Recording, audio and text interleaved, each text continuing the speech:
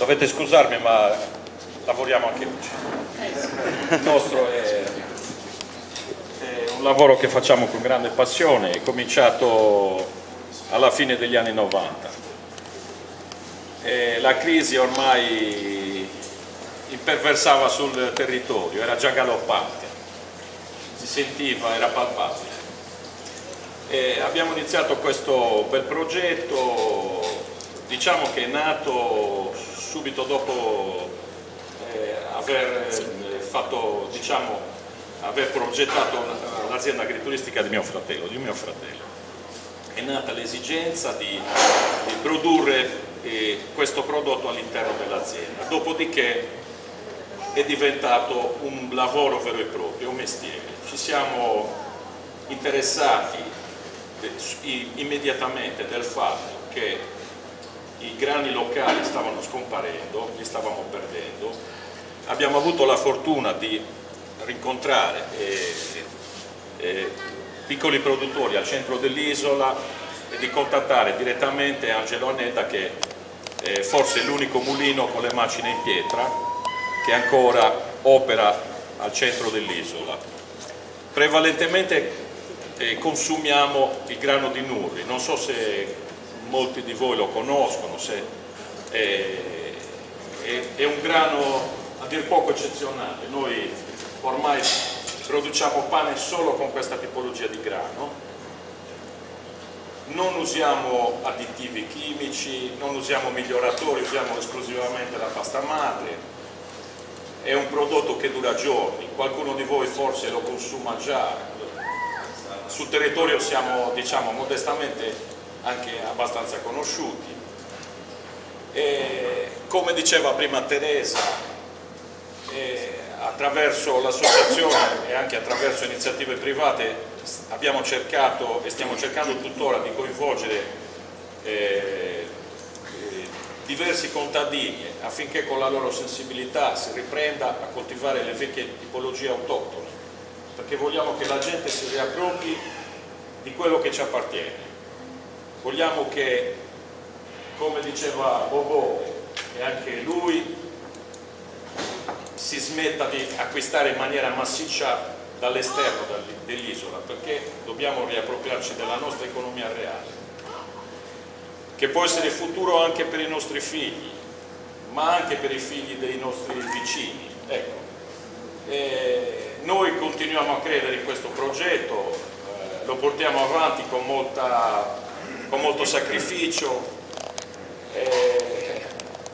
Devo essere sincero, io ho 2 figlioli, sto cercando con non poca fatica di non farli emigrare, perché oggi purtroppo anche questa grande piaga sta sconvolgendo quasi tutto il sud d'Italia. È un peccato vedere la nostra terra abbandonata, ormai si sta svuotando di tutto, anche di esseri umani. Ci siamo svuotati di agricoltura, ormai e vedere anche le persone che cercano di trovare rifugio all'esterno dell'isola è un peccato. Dobbiamo in qualche modo riappropriarci delle nostre cose, delle nostre energie, attraverso, lo so, il progetto è senz'altro faticoso, è lento, però noi, ripeto, sono anni che battiamo il chiodo sempre sullo stesso punto. Spesso durante questi convegni ci guardiamo in faccia, oggi per fortuna c'è gente nuova, questo ci piace, però lo diciamo spesso, siamo sempre i soliti.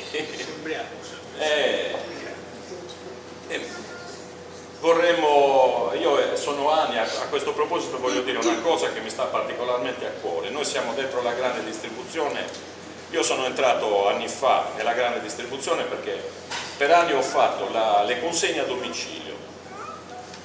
È una bellissima esperienza perché il rapporto umano è la cosa migliore, cioè il contatto diretto col cliente è la cosa migliore, perché ci si conosce, si ha modo di parlare, si ha modo di far capire alle persone quello che stiamo facendo.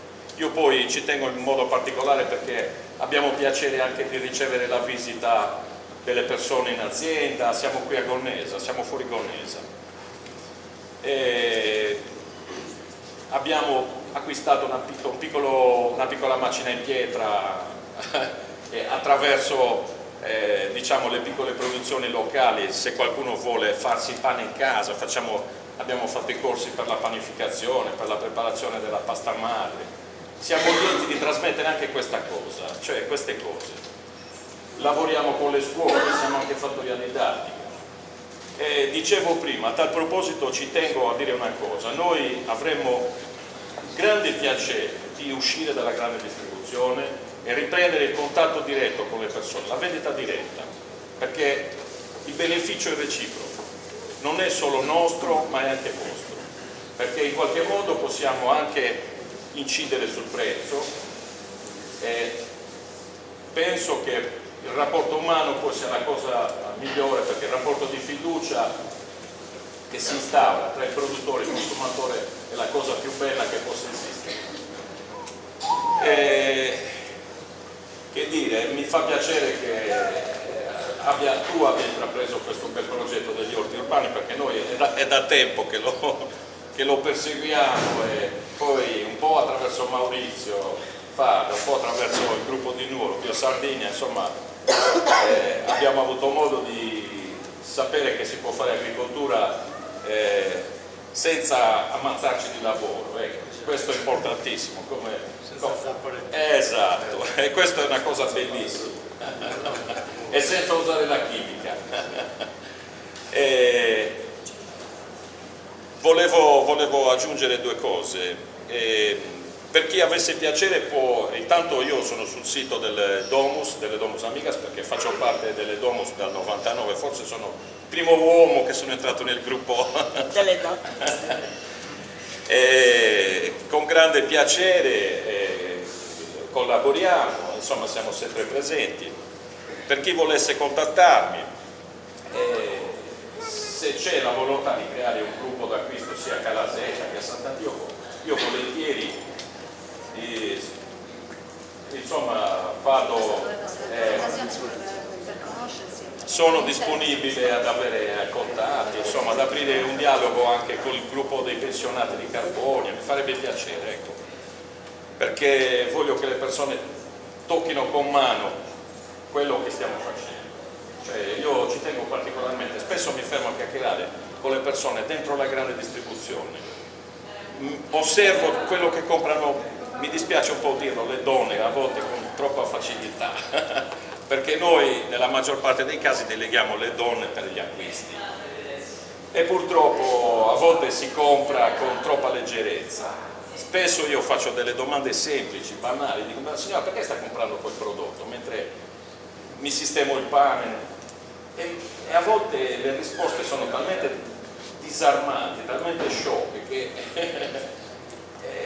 a volte si compra magari un prodotto che dura mesi, è pieno di robaccia, di conservanti e costa il triplo del nostro pane, però non è facile fare in modo che le persone riescano a concepire la diversità, perché intanto perché molte persone pensano che per esempio nel pane la leggerezza faccia digeribilità, niente di più falso. Noi siamo cresciuti col grano duro, ma senz'altro se dovessimo aprire un'inchiesta o delle indagini, le allergie alimentari prima erano talmente rare, ma talmente rare che forse la nostra mente farebbe fatica a trovarne qualcuna. Oggi purtroppo, grazie a un'alimentazione sofisticata e piena di additivi, di conservanti, riusciamo a vedere come si stanno sviluppando sempre più le allergie alimentari. Noi abbiamo la gioia di sentire testimonianze dirette, questo infatti in più di un'occasione l'ho detto anche a Teresa, abbiamo diverse persone che vengono personalmente a dirci la loro esperienza, a parlarci della loro esperienza. Noi facciamo pane, a volte mi sembra strano dire biologico, noi facciamo pane naturale, è più semplice dirlo. E le persone che hanno spesso problemi di allergie alimentari sono loro che ci vengono a dire che è l'unico pane che possono mangiare. Abbiamo avuto diverse testimonianze a Carbonia, a San Giovanni su Ergio, attraverso persone che sono venute e ci hanno raccontato la loro storia. Cioè, spesso si parla solo di celiachia, di allergia al glutine, ma in campo medico quasi mai si parla di chimica. E purtroppo spesso incide, anzi in moltissimi casi ciò che incide è proprio la robaccia, quello che viene. E questo, ripeto, questo ci fa felici perché in qualche modo sappiamo di poter contribuire anche alla salute delle persone, oltre che al palato. Può spiegare la differenza, no? Io sono allergico al grano. Al grano? Magari è allergico al glutine. No, al grano. Potrebbe, non so, che tipo, cosa mangia? Riso? Fate del riso? No, potrebbe mangiare i grissini senza glutine, perché non ha Molto probabilmente è allergico al glutine. sono allergico al grano. Nel senso, anche se lo tocca, magari è allergico ai polli. d'accordo, ma anche se lo tocca il grano, solo se lo mangia, anche solo trasformato in farina. Voglio provarlo. Lo provi, che ha problemi. Viaggio per Andrea in tasca. Ho capito. Lo dovrei provare in clinica. Perché me ne hanno parlato di Provate, perché a Carbonia c'è la dottoressa Manca che ha un'erboristeria. Ecco, lei ha una linea di prodotti che molte persone che soffrono di allergia possono consumare tranquillamente. È chiaro che le allergie spaziano per differenti motivi, si va dall'allergia al lievito a birra all'allergia del glutine o dei pollini, cioè, purtroppo le allergie sono molteplici. Però ripeto, io certamente non posso fare una relazione medico-scientifica scritta sulla confezione del pane, perché di questo bisognerebbe parlare un po' più a lungo. Però, ripeto, ci sono persone che hanno problemi di allergie alimentari e vengono loro a raccontarci le loro storie. Cioè, evidentemente in qualche caso riusciamo a soddisfare, diciamo, le esigenze delle persone, perché penso che per chi è affezionato al pane doversi privare di questo alimento è un grande handicap, no? Mi ricordo un bambino che aveva questo problema, un bambino dei 7-8 anni, che lo disegnava sui muri, poverino, e l'ho perso di vista, ma spero che oggi possa rimangiarlo. Io lo mangiavo con la condicella, io lo mangiavo il pane. Sì. L'unica cosa che posso dire, faccia il tentativo, non so se l'ha già mangiato. No. Questo l'ha già mangiato.